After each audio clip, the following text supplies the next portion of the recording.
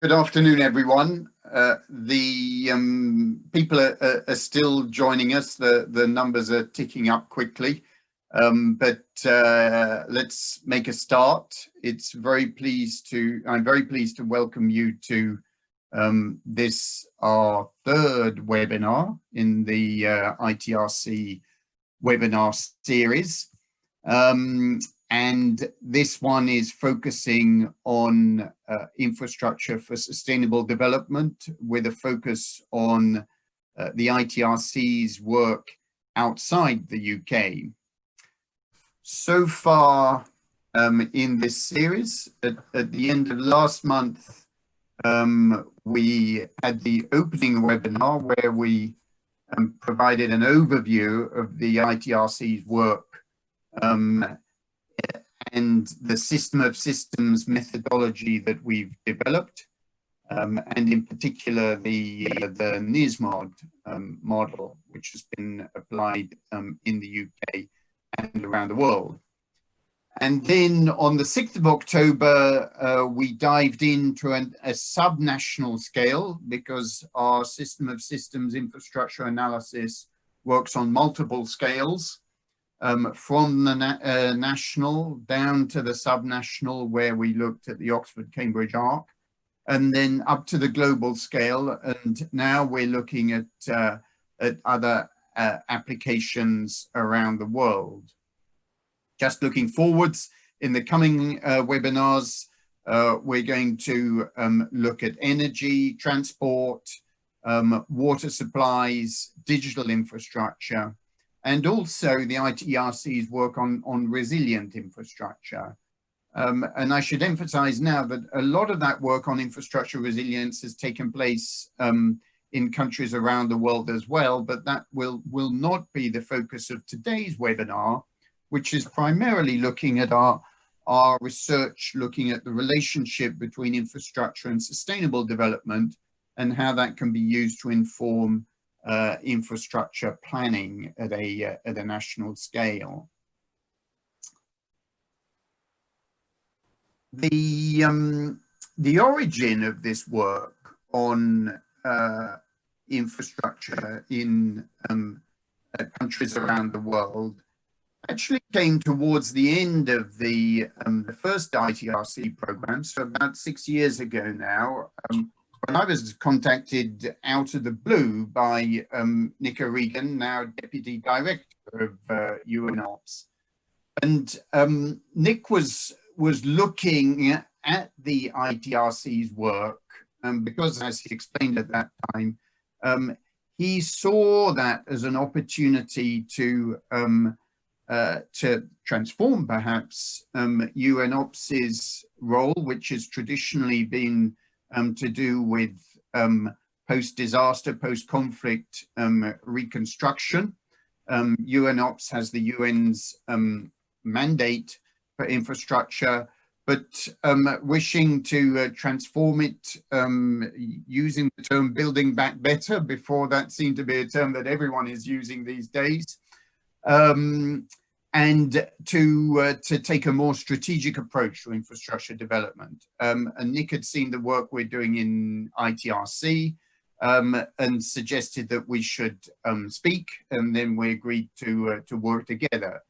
First in a joint study in the occupied Palestinian territories, and then we began to work together in small island developing states, in Curacao, and then in St. Lucia. And St. Lucia is going to be the focus of today's presentation and webinar.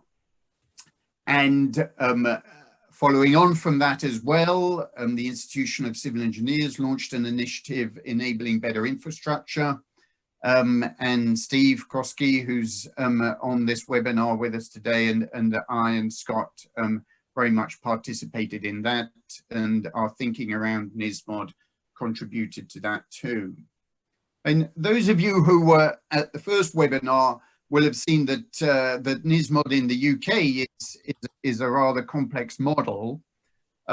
What we learned from that, though, is that you can come up with a process which is structured in the same way, but is much less complex and can assist quite logically the long-term infrastructure planning in a range of different contexts around the world. So effectively, we distilled the conceptual basis of NISMOD and made that usable and accessible for other contexts. And that is based on the principles of understanding what future needs for infrastructure services are, how those needs are going to evolve, how those needs are being satisfied or not by current infrastructure provision, and then what might the investments and policies need to be in order to navigate towards achieving sustainable goals in the future. And that concept of developing pathways towards sustainable development goals has been very much underpinning our work with NISMOD in a range of different international contexts. And what that provides is confidence to governments that they're on track to reach their goals, and also confidence to investors that investment propositions and projects are done in the context of a rational strategy.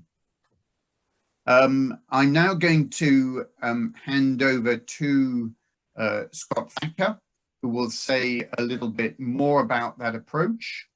And then we'll have responses from Steve Crosskey and Fabian Felix. The other way around, in fact, Fabian will talk about our experience in St. Lucia. Steve will take us on to the bigger picture in UNOPS's work. And then on the line, we have many of the members of the team who worked on this, including Lena Fuldauer and Dan Adshead, who will be available to respond to questions. Please use your social networks to publicize this webinar as we proceed, and use the chat to pose your questions. So after the contributions from Fabian and Steve, will open up for discussion and put your questions in the chat. We'll keep on discussing really for as long as there's good questions. We will certainly finish by 1/4 the hour, maybe a bit before, depending on how the discussion goes. So I'm very much looking forward to this webinar, and it's a great pleasure to welcome Scott Thacker, who was part of our team in the Infrastructure Transitions Research Consortium in Oxford. That's where Scott did his DPhil, and then he went and joined the team in UNOPS to take forward this work on evidence-based infrastructure development. And it's been a great pleasure to work with Scott over these years. So over to you, Scott. Okay, fantastic. Well, yes, thanks very much, Jim, and thank you to you all for being a part of the conversation today. Very happy to have been working on this project now for a number of years, and to be able to present some of the highlights of that work, and to think about ways in which we can take this forward into the future. The focus here is on infrastructure for sustainable international development. And really the first place that we started looking at this was around infrastructure's influence on the global agendas. Those include the Sustainable Development Goals and the Paris Agreement. So on the Sustainable Development Goals, for those of you who might not be aware, they set out a vision for long-term sustainable development. They comprise of 17 goals, 169 different targets. And one of our first pieces of research was to understand how at the infrastructure sector level, each one of these infrastructures can influence the outcomes, development outcomes in relation to sustainability. And indeed, we found that infrastructure can have a profound influence on sustainable outcomes. it can influence 92% of the targets across economic, social, and environmental domains. We published this research in Nature Sustainability and also in an accompanying UNOPS publication, and that really provided a great foundation for this research. Current work that we're undertaking and that we will publish next year in our flagship report will explore infrastructure's influence on the Paris Agreement, and already we see emerging insights that infrastructure will be fundamental for delivering towards Paris and the NDCs, as it contributes through mitigation to the majority of greenhouse gas emission reductions, and also through adaptation being the majority of the expected and forecast adaptation costs. So really infrastructure and the evidence that we've been putting together through the ITRC and other global evidence is showing that infrastructure is absolutely pivotal towards sustainability and resilience. Now that's incredibly important because we are building infrastructure at the highest rate ever known on this planet, and that over the decades that will come, we will be investing tens of trillions of dollars in infrastructure, and the exact figures are being debated and are up for discussion, but the numbers are really large, and that's important because that potential infrastructure development comes with both risk and opportunity. Infrastructure is incredibly long-lived, so if we pick the wrong type of infrastructure, if we build it in the wrong place, if we build it in the wrong way, we can lock in unsustainable practices for many decades into the future. However, it also is a remarkable opportunity in itself that we can use infrastructure to advance towards achievement of the SDGs, to advance towards addressing climate change and its impacts through the Paris Agreement, if we harness this opportunity, and if we do infrastructure well, and if we use evidence to inform those infrastructure decisions. And really that set up the way in which we think. What we'd like to be able to do with infrastructure is to be able to steer from the society that we have today in terms of sustainability to one in the future that is in alignment with the SDGs in Paris, a much more sustainable and resilient future for all. And because infrastructure can be so profoundly impactful, we want to be able to have the evidence to say, well, which infrastructure should we build? When should we build it? Where should we build it? And how much of it should we build to be able to follow a path towards sustainability and resilience? As it stands, business as usual simply won't cut it. We won't hit the targets that we need to achieve in the future. We need a much more strategic, coordinated, long-term approach. So this is very much the basis for our thinking within ITRC and the collaboration with UNOPS in terms of thinking, well, how can we use infrastructure strategically through upstream planning to accelerate achievement of these global agendas? And indeed, this is the great motivation and indeed the basis of NISMOD, that consists, as Jim mentioned earlier, of a process and a model. So the process is a systematic set of steps that we go through in every project in order to be able to undertake a national infrastructure assessment. That starts with bringing together information on the current infrastructure system in a country, and then looking towards the future, looking at the main drivers of demand with regard to demographics, the economy and the climate, to be able to say, well, these are the range of future infrastructure needs that we might be expecting or that we might experience in a country.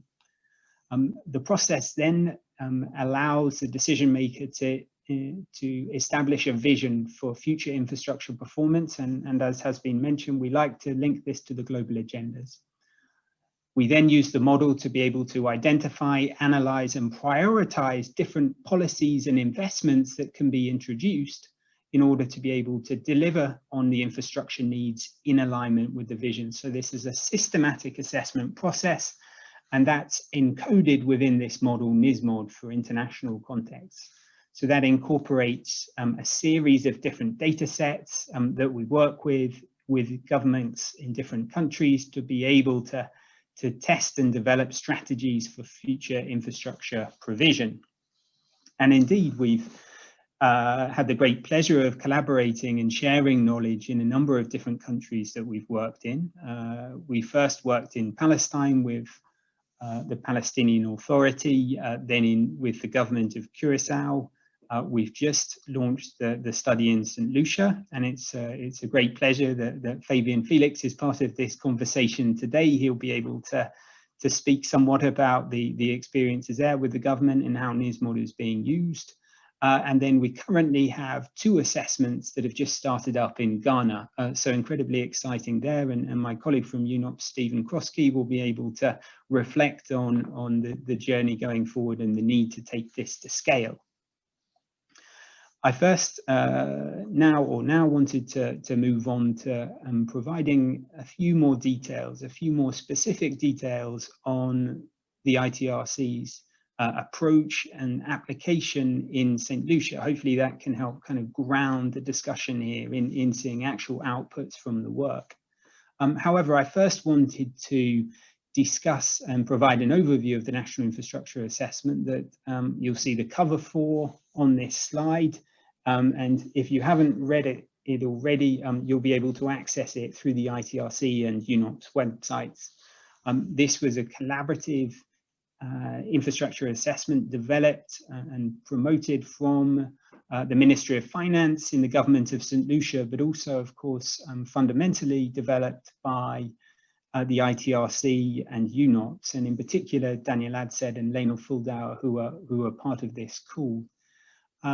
It, for the first time, set out a vision for future infrastructure provision in St. Lucia, and this came about through expert contributions from over 130 different stakeholders, from 18 different ministries and parts of government, which really for the first time brought information together and enabled this unified position on infrastructure to be established, a unified position that is required to meet future targets and goals.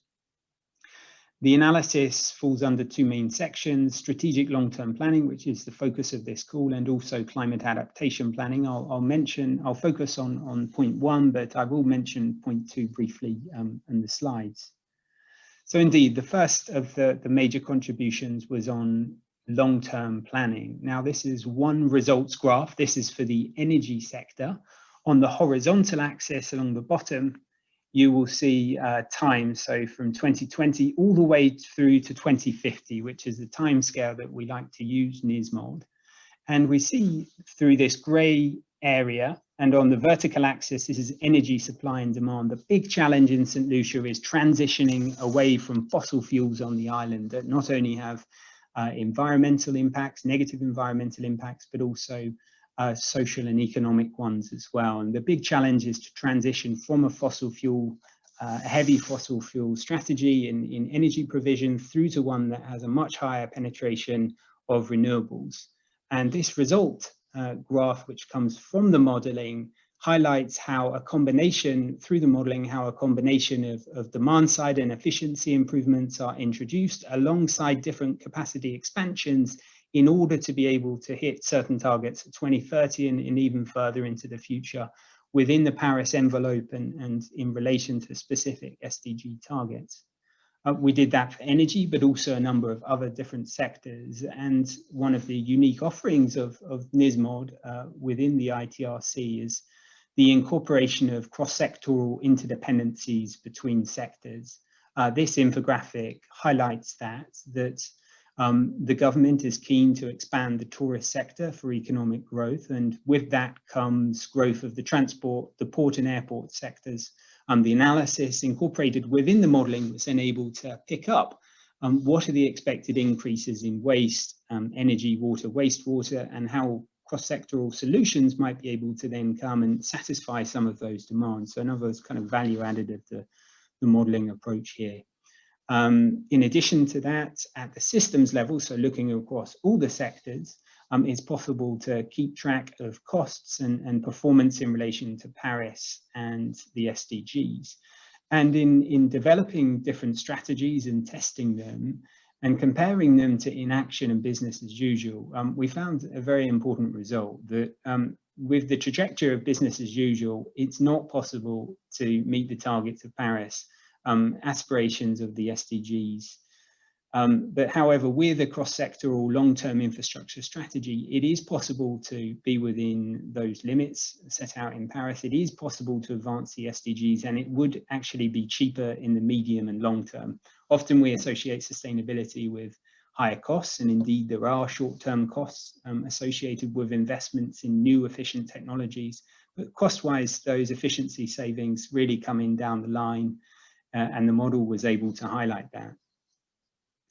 I have one slide here on the climate adaptation component of the work. On your left of the screen you'll see a map. This is a map that introduced a climate adaptation study for sea level rise, storm surge, flash flooding and landslides that we overlaid with information on the country's infrastructure assets and every single building on the island.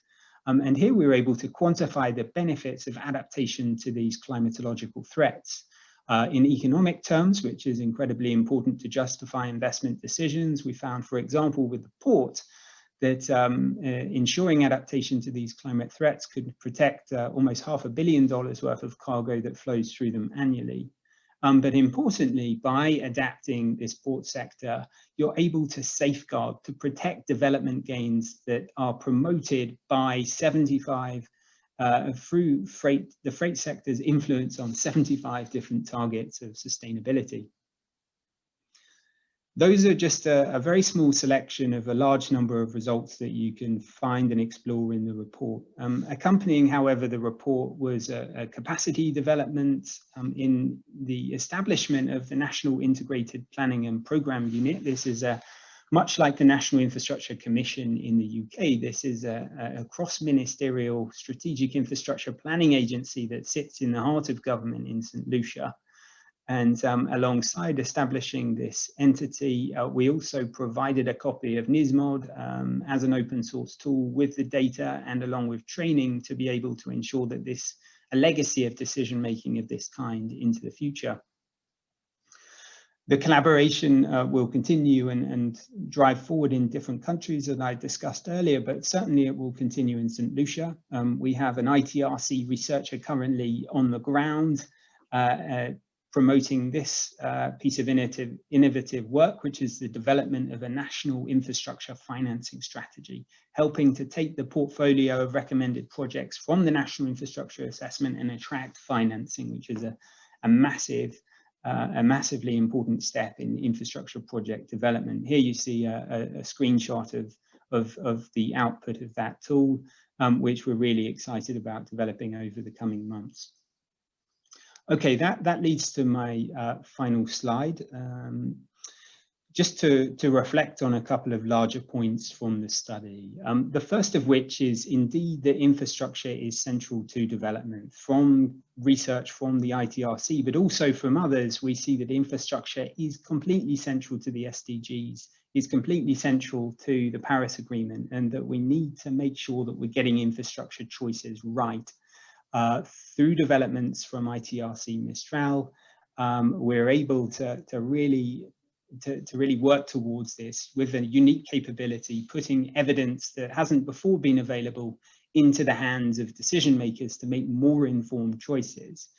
This becomes impactful because of the types of meaningful collaboration that we have on the ground with governments, such as the government of St. Lucia, and indeed with UNOPS enabling these collaborations in a multitude of different countries and contexts. And it enables us to really step towards shaping national development agendas towards sustainability, towards resilience through the SDGs and through Paris.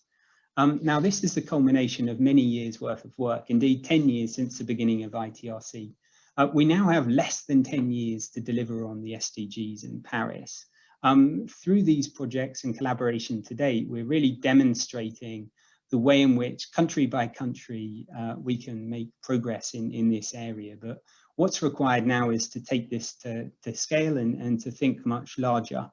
And to do that, we need coordinated action. And so it's a great pleasure that Tim and Jim and colleagues have been able to organize these webinars to be able to communicate this research to a much broader audience. And that's exactly what we need to start to get the message out and to take these ideas to scale. So thank you very much to all involved today. And indeed, I very much welcome and look forward to questions and the discussion that will follow. So from my side, thank you very much.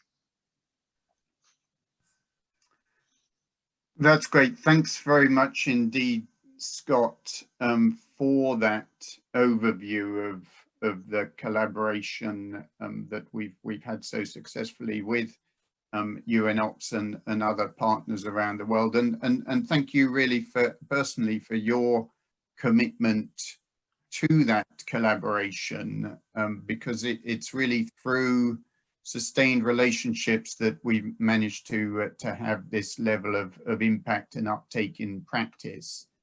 And with that, it's a great pleasure to welcome and introduce Fabian Felix from the government of St. Lucia to say a little bit more from your perspective about how this collaboration has worked in practice and how the results of NISMOD are being taken up and making a difference on the ground in St. Lucia.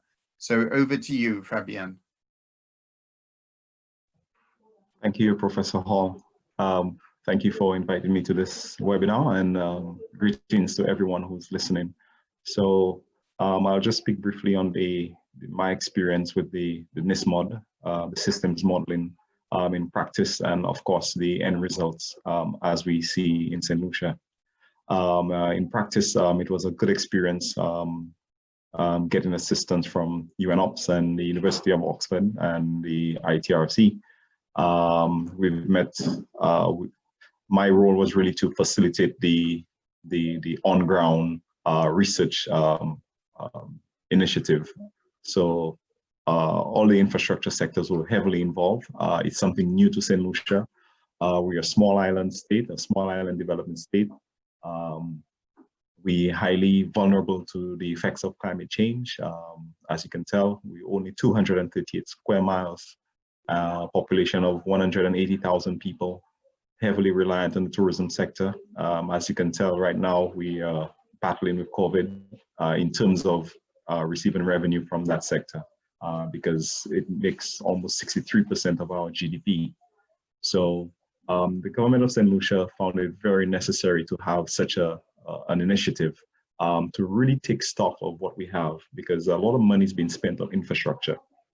And small island states like St. Lucia, we are heavily focused on implementation of infrastructure rather than the long-term planning aspect. So this model, what it has brought for us is a way that we can assess what we have and where we need to be. The important thing, and one of the key takeaways of all this study is that there's a temporal scale to the output. So it really tells us when we need to do certain initiatives. That's part of the National Infrastructure Strategy. So for example, the year 2030, which is aligned with the SDGs, we know exactly what initiatives, what quick wins, what other projects we need to execute in order to meet those targets.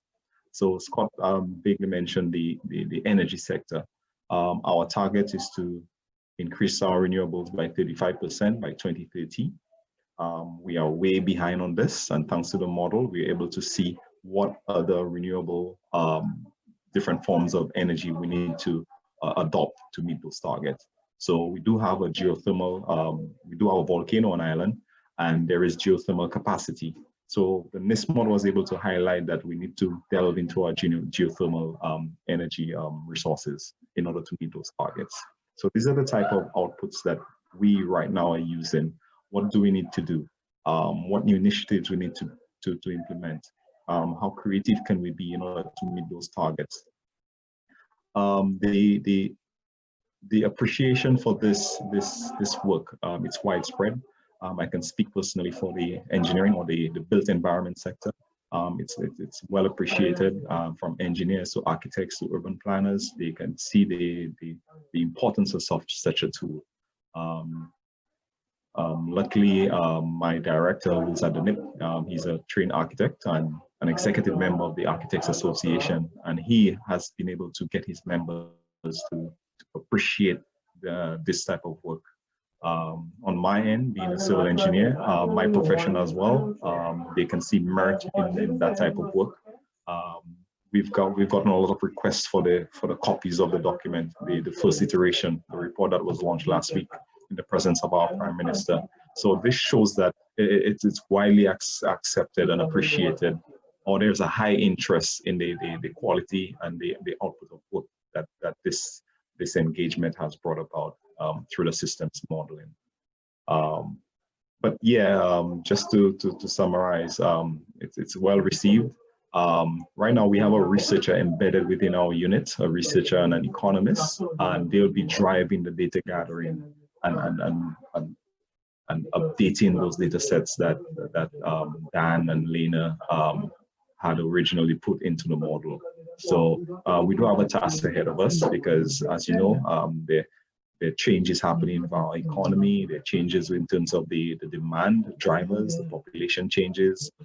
Right now we're seeing a reduction in tourism arrivals, so which may work out for us because all of our sectors were stressed or operating at the minimum capacity, or such as the water sector.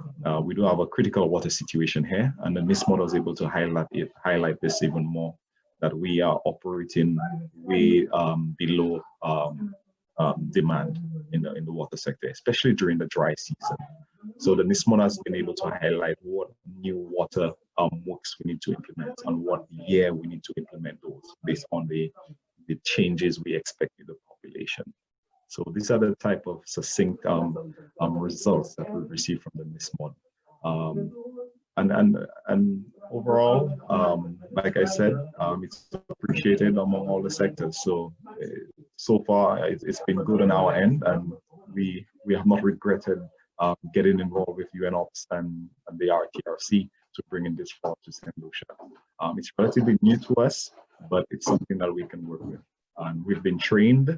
I have been trained, so I'll be taking lead on this, thanks to the trainers, Dan, Scott, Lena, who were on ground. We gave a very brief, a one-day session, but the important components of the system modeling were understood. And it's something that we believe that we can take forward, of course, with some collaboration with ITRC from this point on.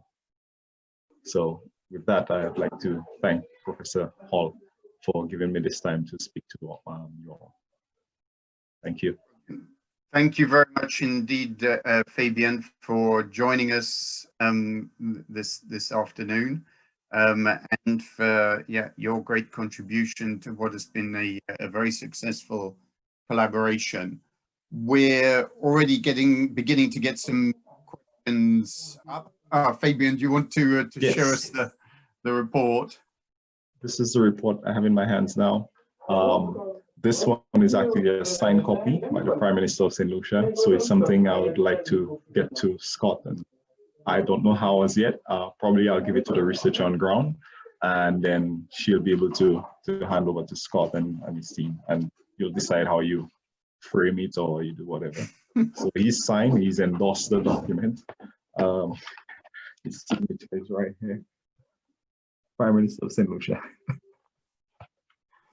That's great. Thank you very much. You can put that in pride of place in UNOPS offices in Copenhagen, Scott.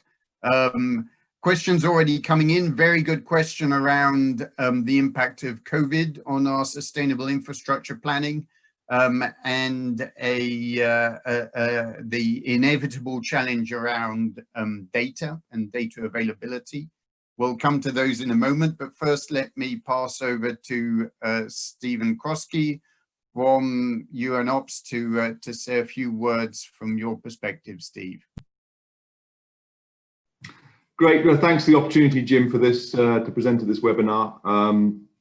It's a really important piece of work for us, a bit of a game changer, we hope. And I just want to talk through a few things. You mentioned about UNOPS, but just to be clear, we generally work in around the world, many countries, around 80 countries around the world. We're kind of mostly known as sort of working post-conflict, least developed countries, but actually we do a lot of work as well in sort of middle-income countries, advising governments in many parts of the world. As we've been hearing, and as we very rightly know, the world is facing unprecedented challenges at the moment. Rapid population growth, rapid urbanization, climate change, biodiversity loss, and obviously in the midst of a COVID crisis, all requiring pretty urgent action. but we have, on the plus side, we've seen an unprecedented level of development over the last few decades. Standards of living, healthcare, education standards have all improved, and poverty has been reduced in many countries. However, recently, some of the challenges we're facing, some of the issues coming out of that have been highlighted. In a World Bank figure, they're estimating over 700 million people will be pushed back into extreme poverty from the effects of climate change alone. And that was before the COVID pandemic. You can imagine the numbers now, setting us back decades and decades in terms of development globally. And obviously putting people back into extreme poverty, they're then talking about fragility, you're talking about countries, peace threatened, and the other cascading items that can fall out of that in terms of migration and insecurity spreading regionally, etc. So very much a challenging time, I think, at the moment. We've heard in the last presentations that infrastructure is fundamental to the ability of us to achieve the sustainable development goals and its strong tie to climate action. Scott was a bit cagey around it, and of course quite rightly, but I mean, people are talking that the kind of money to be invested in infrastructure in the coming decades is looking at sort of investing or doubling the stock of infrastructure assets that we presently have now. That's a huge amount of infrastructure to be built in the coming decades. So there really is a better need to make better informed decisions around this huge investment. And as Scott and everyone I think has rightly said, business as usual does not cut it. In the past, really, UNOPS, we've really prided ourselves on getting things done in difficult situations. We're very much about implementation, getting stuff built in difficult places. But as we've been hearing, the Sustainable Development Goals, the Paris Agreement, you've got the Sendai framework around disaster risk reduction as well, has really led us to the last few years to really think critically about what we can do around our mandate in infrastructure that can help support governments attain these long-term development goals in their agendas. And so really that's why our partnership with ITRC, Oxford University, has been really important part of UNOPS' sort of journey in this, in getting to a point where we can support governments in these key areas of upstream planning, which we're hearing around in NISMOD. So that we can start supporting governments aligning their infrastructure development requirements with the long-term national development plans and sustainable development for the future. And of course, that's not easy. We're talking about long-term views with short-term governments, potentially. We're talking about breaking down silos, taking a systems-based approach. This is a fundamental shift in thinking in governments. But we are definitely seeing the need for it, where we're getting more and more requests from governments saying this plainly isn't working. We need to move differently. How can we think differently? How can we act differently? And so this has been really incredibly important. And we're seeing obviously the benefits now. Work from Curacao, and you just heard from St. Lucia. We're starting to see, and Ghana are ongoing now. I think we're starting to see how this work can really help inform government's decision making in a very positive way, and how this I won't say easy or simple, but it's powerful that the effects of having this view at a government level, to be able to talk about a much bigger picture, to break down those silos and really hone in on the priorities and keeping in mind the long-term goals, and really driving. What's really important for us is being able to drive policy as well as asset level decision makings, and bringing sort of nature-based solutions into the discussion as well. And I think that's part of the issue we've had in the past, as engineers driving asset solutions. Let's build more, etc. But I think this is a very powerful tool to allow that conversation to expand into a more sort of solution-orientated approach. So for us, we've been, it's a real game changer for our ability to support governments in these areas.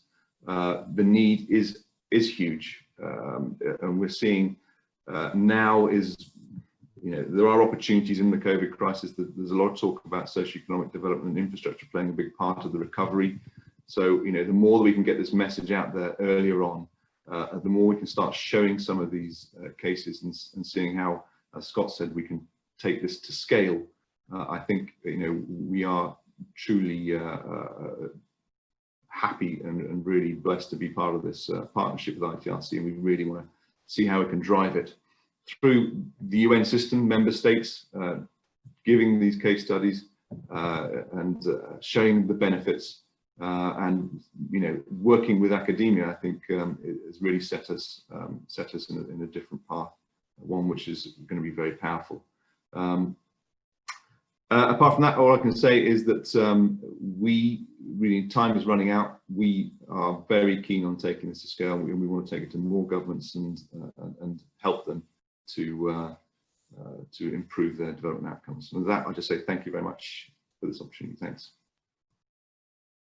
Thank you very much indeed, Steve. And yeah, let me echo that commitment to scale, to expand the number of partner countries we're working in, to continue to build on our tool set, as you will hear in particular the resilience webinar coming up, and to attract increasing amount of political attention to this crucial question of sustainable infrastructure. We've got some good questions. A new question come in around project implementation and finance. But first, let me actually pass back to you, Steve, on the question from Kanish Singh about how COVID changes our thinking about sustainable infrastructure, if it changes it. I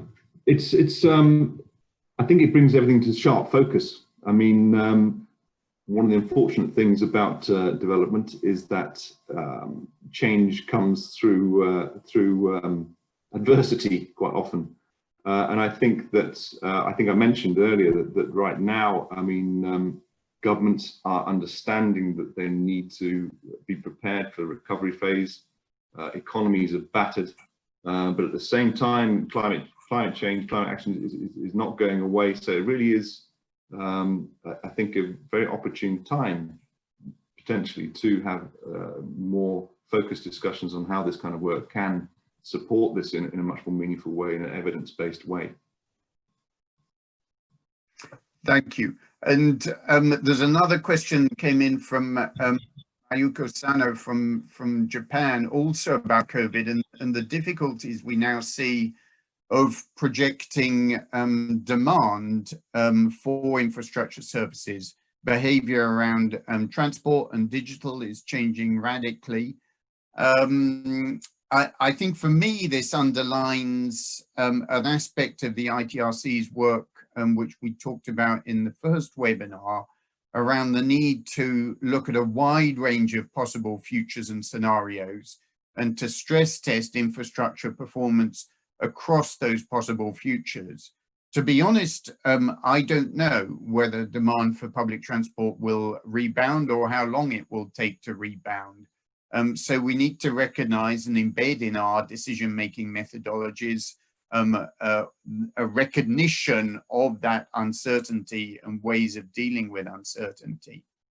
Let me move on to another question, and thank you for bringing these questions in. This is from Emma Hulebeck, excuse me, and it's about the perennial question of data and how we obtain, particularly in challenging parts of the world, data to parameterize these models. And I'm going to pass over to Lena Fuldauer, who was involved in the St. Lucia study, to say a little bit about the challenges we had there, and then I'll pass back to Fabian as well to comment on how one in practice builds a model like NISMOD in a place where data is scarce. But Lena, if you're on the line, we'd love to hear from you about that. Hello, yes, can you hear me? We can, yeah. Great. Hello, everyone. And yeah, that's a great question, Emma. And I think it's something that we were able to overcome very much by working in very close collaboration with in-country stakeholders. So having Fabian as someone who we can count on and partner with was incredibly valuable. He was the person who really knows the island very, very well, and he knows the type of data that is available and also the type of data that would not be available. So then it is working with global averages or regional averages if possible, and very much in constant communication with people in country to be able to understand, is that data that we're collecting, are we able to use that, and how good is that? Fabian, is there anything you would like to add to that? I think you covered it pretty well, but I'd just like to add that there are various forms of data that we collected from published documents, policy documents, government reports, and of course, face-to-face interviews. We conducted quite a few with those stakeholders from those various sectors. So where data was lacking, like Lena said, we were able to fill in the gaps by using regionally, internationally available reports or projections. And that was highlighted pretty well in the report to ensure that the readers know that there were data gaps and we were able to fulfill them with some margin of error.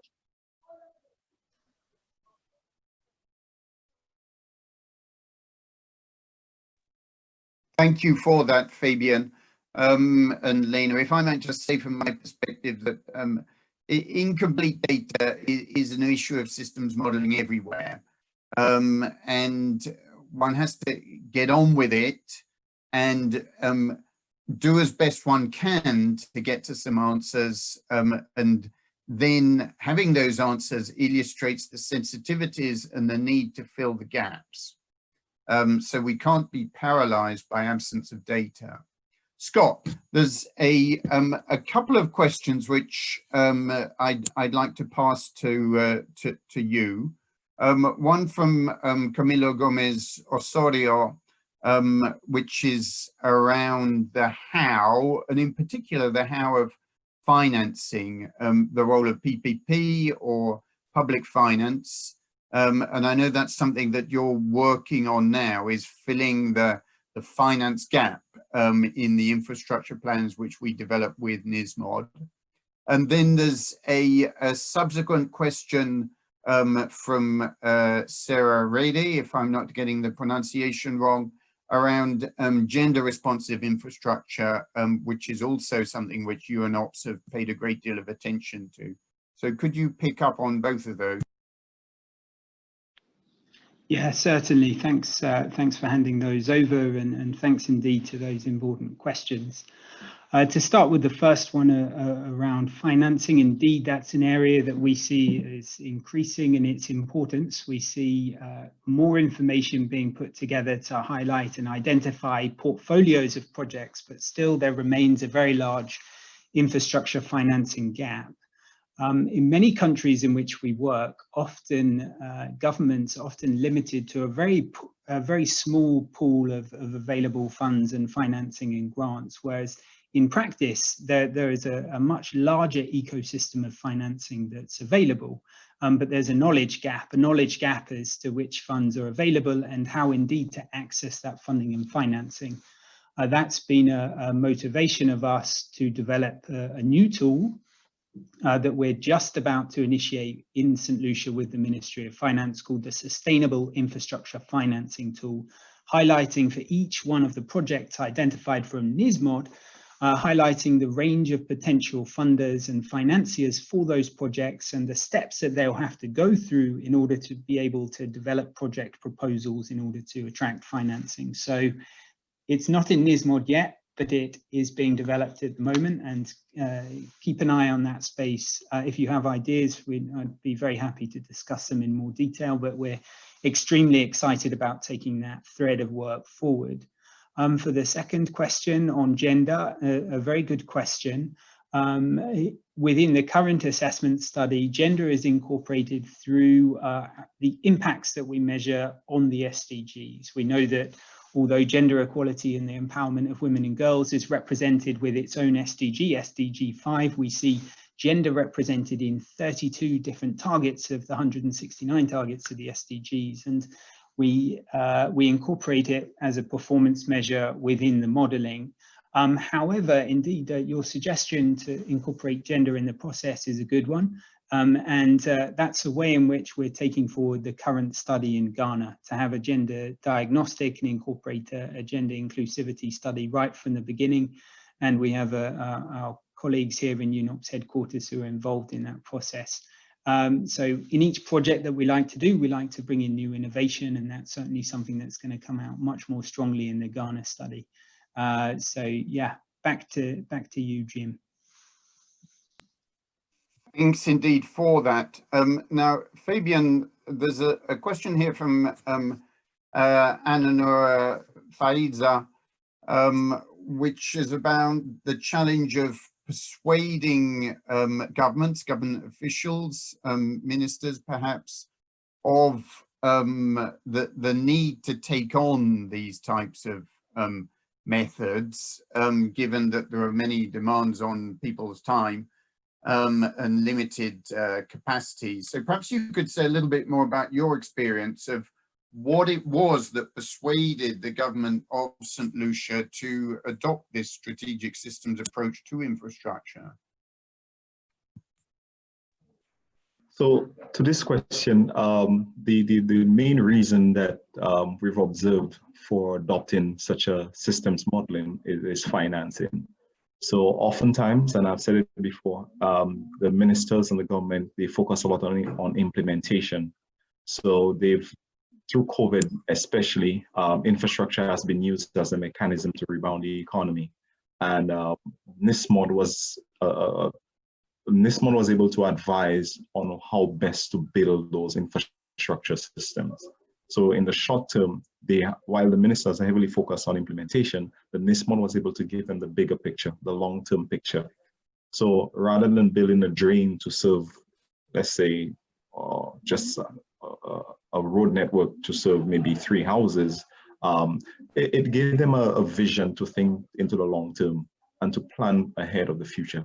So projects that are currently being implemented, even if it's for political gain, they are still thinking in the long term. So they would consult with the NISMOD and us to see how best should we project for the future for that area. What systems may we require? Or what healthcare facilities, educational facilities, libraries, or is this a good area to build a hotel? And to that point, I'd like to say we're heavily reliant on tourism, and we have a lot of foreign direct investment coming through tourism projects. So in terms of the adaptation planning, the NISMOD is able to advise those ministers on where is the best place to build those large-scale hotel projects. That's great. Thanks very much indeed, Fabian. There's a question from Nicholas Falk around informing urbanization, particularly for towns and small cities. I wonder whether Steve might wish to pick up on some of UNOPS's work in cities in a moment. But first, let me respond briefly to Muafak in relation to the question about Palestine, and then maybe Steve will want to come in on that as well. Because indeed, as you've pointed out, Muafak, forgive me if I've got your name wrong there, this was an extremely challenging situation. Institutionally, it's extremely complex. So whilst we were able to demonstrate the future needs for infrastructure services and how those might evolve under different contexts, one can't move anywhere in that part of the world without colliding with deeply problematic and contested political positions. So in that sense, we saw analysis as being something which different parties could potentially congregate around. To be completely honest, we didn't get much traction at the time. There is continued work which my team is doing in that part of the world, looking at transboundary energy and water. And in fact, energy is showing a bit more promise now because the world is changing so rapidly. The cost of renewables is collapsing incredibly quickly. There's a lot of space in that part of the world, but not very much in Israel. And Israel has itself made carbon emissions reduction targets. So there's interest in new transmission between Jordan and Iraq, Jordan and Saudi Arabia. And so the notion possibly of regional energy infrastructure really changing the game there, I think is very interesting. But over to you, Steve, if you'd like to add anything on Palestine from the UNOPS perspective, or indeed to comment on the question around informing infrastructure development in cities. And you're on mute again. Yeah, again. Just very quickly on that one. I mean, I think it actually links a little bit to the last question around government buy-in and how do you get them interested as well. I think that's something that's you know, you like with all of these things, if you don't get the right setup within government, this is just ends up as a report on somebody's desk. So I mean, let's just say Palestine was a pilot. It was one of the first ones we collaborated together. I think we chose probably one of the most tricky countries to do that in. And I think it's fair to say that in certain respects, then having that government buy-in was challenging from the beginning. And the model we have in St. Lucia and now in Ghana and etc., where it is not about us going in and doing this work and then going away again. It's about embedding it within the government's planning methodologies as part of their processes, and that's where it starts showing real value in the long term, because it's a relatively short period of time to do these things, relatively. However, the long-term benefits and the accrual of those over time as the system's embedded in decision making is important. So I think it's about a little bit about, you know, making sure you've got champions in the right government and the environment of you know, understanding and needing and wanting change. So Palestine was incredibly difficult. On the cities piece, as UNOPS actually, we tend to do very little in cities per se. We are a UN entity, and there is another UN entity who focuses on cities. But of course, the understanding of infrastructure, particularly a systems-based approach, is very pertinent in an urban sphere. So we tend to do a lot more with our urban colleagues on infrastructure in urban settings. And I think, you know, your example here about proposed for Oxford, I think where we're working, for instance, working in the city of Nairobi, where we've done quite a bit of work, you have at least 4 different bodies who have management of the road network and different parts of it, and some is overlapping. And so there are fundamental issues in a lot of countries where we're working, developing contexts that actually make there's real issues in working in cities, but then there's great opportunities in terms of more agile decision making, etc. So I think I'll leave that at that for now. That's great. Thanks very much indeed, Steve. There's a great question from Lewis. Thanks a lot. So just to add a couple of things here, and then I might pass over to my colleague Daniel Adshead, who's been doing some interesting work in this area.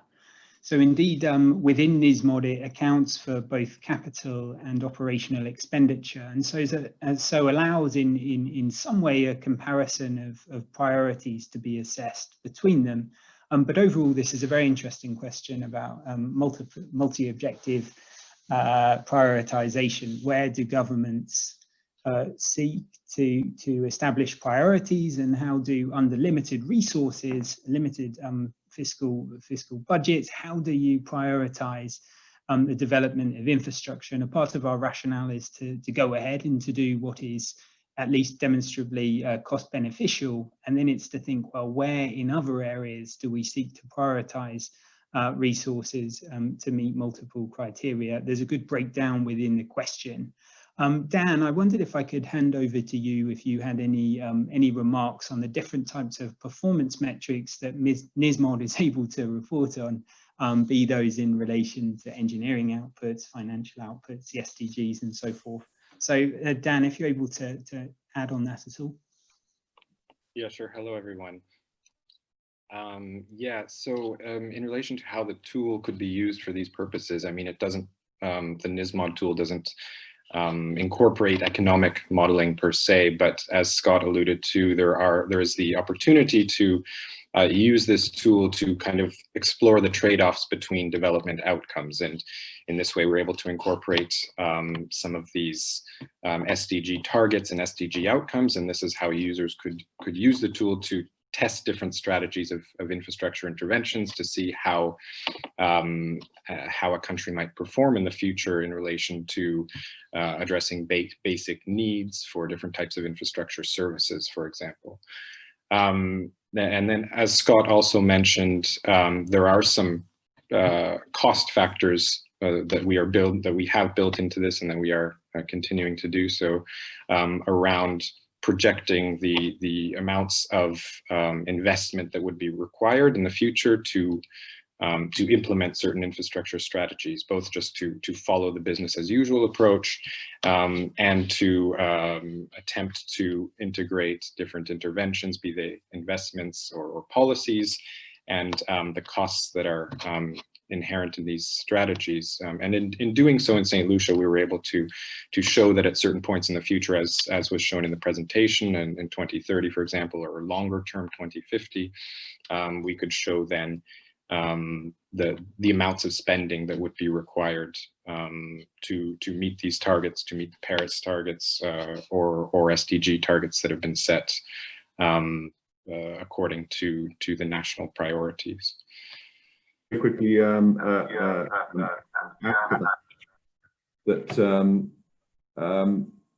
got a mix of areas within that question, Sharon, and I think it's NISMOD is an important decision-making tool at macro level, yes, but there's no substitute going down further as well for proper asset management and understanding that for an operational result. So, I mean, you know, at UNOPS, we're doing all sorts of aspects which are all supporting better decision-making, better evidence, of which NISMOD is an important part. Apologies for that. There's been a tech nightmare at my end, which has fortunately not disrupted a really useful discussion there. So thank you all very much indeed, both for those questions and to Fabian, Scott, Steve, Lena, Dan for your responses to them. The discussion seems to be drawing to a close. That was really worthwhile. Thank you everyone for joining us. If I might just share my screen for one moment, we can recap where we're going next in this webinar series. Can you see that, just as a reminder? That's fine, Jim. How's that looking? So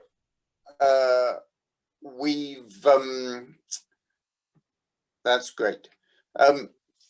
So we've got coming up next week, on the 21st of October, we're back to the UK, and we're looking at one of the most important interdependencies in national infrastructure systems, which is the interdependence between transport systems, which are very rapidly becoming electrified, and net zero energy.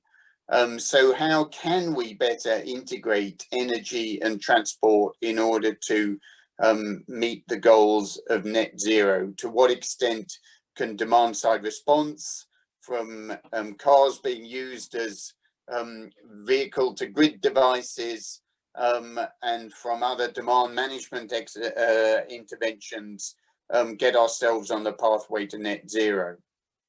28th of October, we're looking at a question which was touched upon at today's webinar, the question of resilience of infrastructure networks, in particular in the context of a changing climate and climatic extremes. And then we'll look at a particular version of that, which is the resilience of water supplies, again with a focus on the UK on the 4th of November. And then we'll round off this webinar series with a focus on digital infrastructure, 5G, fibre to the premises, again in the UK, as the last in our webinar series on the 9th of November. But so you're very welcome to join us for all of those. Thank you for joining us today, and a particular thank you to all of our presenters on this international development perspective for the ITRC Mistral program.